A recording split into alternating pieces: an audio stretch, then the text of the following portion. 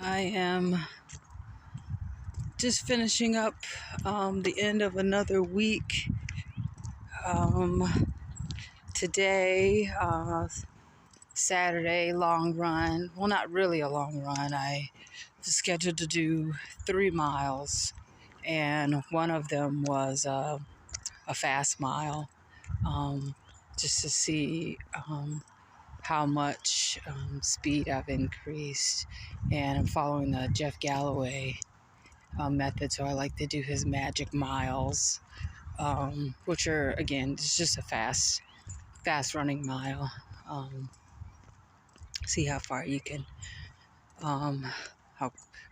run in a shortest amount of time. So I kind of did a warm-up mile, and then I ran a fast mile, and then after that I ran 2 more miles, but I didn't run them fast.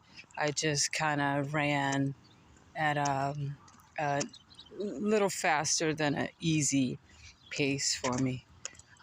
For the magic mile, I stayed in my threshold zone, which is different for everybody, but that's the goal, to get in that threshold zone. So that's what I did. I actually ran an additional mile today because I was so busy yesterday.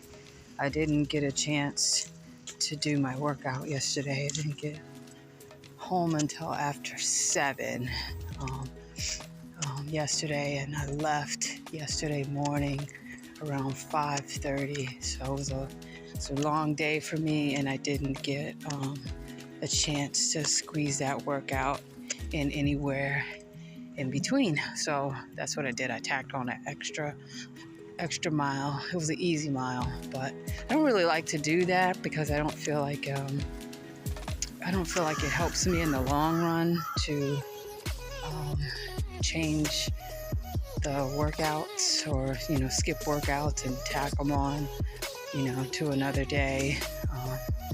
But I didn't want to miss it completely, so that's what I did.